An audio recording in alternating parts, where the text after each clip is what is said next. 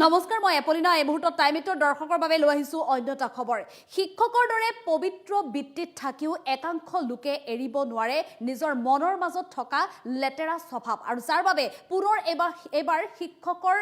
বৃত্তিত লাগিছে কালিমা পবিত্ৰ শিক্ষকৰ বৃত্তিত কালিমা খানিলে এবাৰ মাহমাদুৰ ৰহমান সিদ্দিকী নামৰ এজন লম্পট শিক্ষকৰ বিৰুদ্ধে অভিযোগ উত্থাপন হৈছে এতিয়া শিক্ষক বৃত্তিধাৰী মাহমাদুৰ ৰহমান সিদ্দিকীৰ কুকান্ত পোহৰলৈ আহিছে এবাৰ লম্পট মাহমাদুৰ ৰহমান সিদ্দিকী মহিলাক শ্লীলতা হানিৰ চেষ্টা কৰোঁতেই পৰিল ৰাইজৰ ৰোষত এগৰাকী মহিলাই অভিযোগ উত্থাপন কৰিছে মহিলাগৰাকীয়ে চিঞৰ বাখৰ কৰাত উপস্থিত হ'ল ৰাইজ নিখাৰ ভাগত সংঘটিত হৈছিল এই ঘটনা ৰাইজে ধৰি শিক্ষক মাহমাদুৰক সোধালে উত্তম মাধ্যম পুনৰ এটা জঘন্য ঘটনাৰ পোহৰলৈ আহিছে ভুক্তভোগী মহিলাগৰাকীয়ে ইতিমধ্যে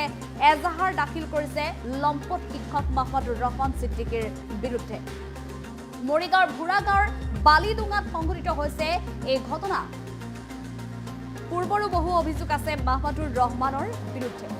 প্ৰকৃততে হৈছে কি কিয় একাংশ লোকৰ এই লেতেৰা প্ৰবৃত্তি বাৰে বাৰে পোহৰলৈ আহিবলৈ ধৰিছে আৰু বিশেষকৈ শিক্ষকৰ দৰে এটা পবিত্ৰ বৃত্তিত থাকোঁতে কিয় এনেধৰণৰ কাম কৰিব লাগে কিয় শিক্ষকৰ দৰে পবিত্ৰ বৃত্তিত কালিমা হানিছে এতিয়া সকলোৱে উল্লেখ কৰিছে যদি এনেধৰণৰ এজন শিক্ষক শিক্ষা বিভাগত থাকে বা এনেধৰণৰ এজন শিক্ষকক যদি শিক্ষা বিভাগে পোহপাল দি ৰাখে তেনেহ'লে যিসকল আচলতে ধৰণীধৰ দেশৰ ধৰণীধৰ বিশ্বৰ ধৰণীধৰ যিসকল ছাত্ৰ ছাত্ৰী আছে সেই ছাত্ৰ ছাত্ৰীসকলক কোন দিশে লৈ যাব আগবঢ়াই এইসকল শিক্ষকে কেনে এটা জঘন্য ঘটনা সংঘটিত হৈছে এগৰাকী শিক্ষক মাহমাদুৰ ৰহমান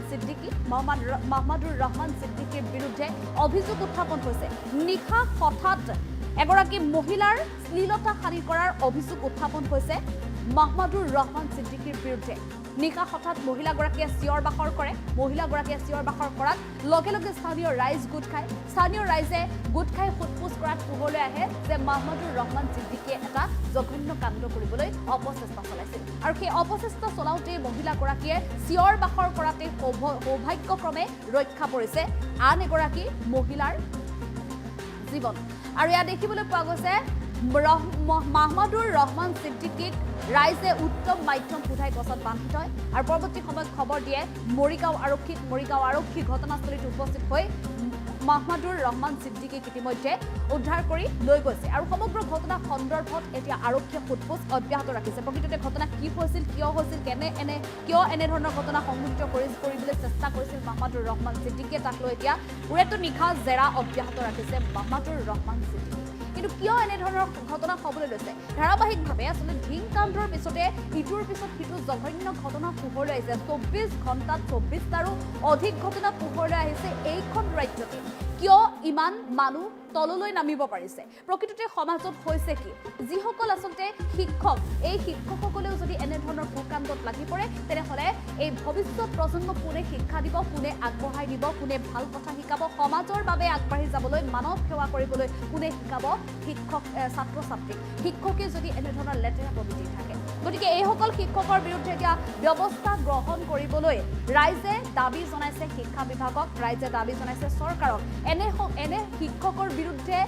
তদন্ত কৰি তাৎক্ষণিক তদন্তৰে কঠোৰ ব্যৱস্থা গ্ৰহণ কৰিবলৈ দাবী জনাইছে এতিয়া স্থানীয় ৰাইজে আৰু মৰিগাঁৱৰ ভুৰাগাঁৱৰ বালিডুঙাত নিশা হঠাৎ এনেধৰণে উত্তপ্ত পৰিস্থিতিৰ সৃষ্টি হৈ পৰিছে এইজন লম্পট শিক্ষক মাহমাদুৰ ৰহমান সিদ্দিকীৰ বিৰুদ্ধে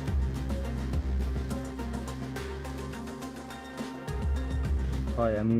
দেখিবলৈ পাইছোঁ প্লাছ শুনিছোঁ যে বালিডুঙা গাঁৱত শিক্ষক এজন মাহমুদুল নামে ল'ৰা এজনে শ্বৰীফুদ্দিনৰ ঘৈণীয়েকৰ লগত ৰাতি 7টামান বজাত তাৰ ঘৰতে বেয়া কামত লিপ্ত হোৱা বুলি এটা অভিযোগ আহিছে তাৰ ভিত্তিতে আমি আজি চাইছোঁ বুঢ়াগাঁও আৰক্ষী থানাত এখন এজাহাৰ দাখিল হৈছে হোৱাৰ পিছত এতিয়া পুলিচে তদন্ত কৰি আছে ইয়াৰ আঁৰত কি আছে সম্পূৰ্ণৰূপে হয়তো পুলিচে এতিয়ালৈকে তদন্ত আকাৰে ওলাব পৰা নাই গতিকে আমি বিচাৰিছোঁ যে স্কুলৰ শিক্ষক এজনে যদি এনেকুৱা বেয়া কামত লিপ্ত হয় তেতিয়াহ'লে ছাত্ৰ ছাত্ৰীক কেনেকৈ পাঠদান কৰিবলৈ পাব গতিকে আমি সদৌ সংখ্যালঘু ছাত্ৰ ইউনিয়ন নামচু মৰিগাঁও জিলা সমিতিৰ পৰা দাবী জনাইছোঁ যে এই শিক্ষকৰ ওপৰত আইনৰ জৰিয়তে বিহিত ব্যৱস্থা ল'ব লাগে আৰু অনাগত দিনত যাতে তেখেতৰ যি চাকৰি আছে চাকৰিৰ ওপৰতো তেখেতৰ হ'ব লাগে ছাছপেনশ্যন হ'ব লাগে কাৰণ এনেকুৱা বেয়া কামত লিপ্ত হোৱা মানুহ এজনক আমাৰ সমাজত থকাৰ কোনো অধিকাৰ নাই যদি এনেকুৱা হৈছে গতিকে আমি আমচুৰ তৰফৰ পৰা স্পষ্টভাৱে কৈ দিছোঁ যাতে এনেকুৱা বেয়া কামত লিপ্ত হোৱা শিক্ষক এজন বা যোনেই নহওক তাৰ ওপৰত আইনগত হিচাপত বিহিত ব্যৱস্থা লৈ ইয়াৰ মানে উচিত শাস্তি প্ৰদান কৰিব লাগে।